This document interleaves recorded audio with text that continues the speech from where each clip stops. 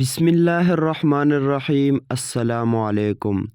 درد گردہ و مثانہ کا علاج، سورۃ القریش پارہ نمبر 30 کو کھانے پر دم کر کے کھلانا درد گردہ و مثانہ کے لیے نافع ہے۔ درد گردہ کے لیے 21 مرتبہ یہ آیت پانی پر دم کر کے پلانا بہت مفید ہے۔ بسم اللہ الرحمن الرحیم۔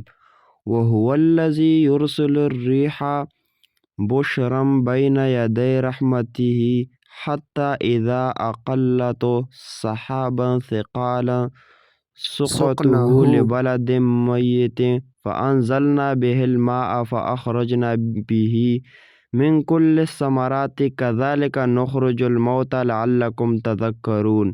مثانہ میں درد ہو تو یہ آیت 11 مرتبہ پانی پر دم کر کے پلائیے اور 11 روز تک اس طرح پلائیے، انشاءاللہ شفا ہوگی۔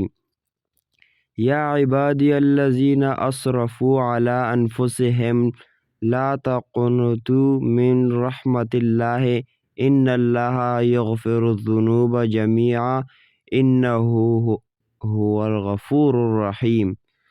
سورہ علم نشرح پانی پر دم کر کے مثانہ کے درد والوں کو پلانا مفید ہے۔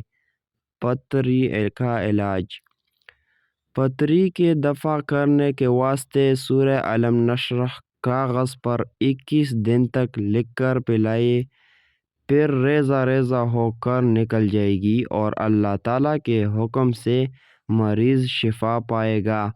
اور اس سورت کو ہر روز پڑھ کر دم بھی کرتا رہے، انشاءاللہ صحت یاب ہوگا۔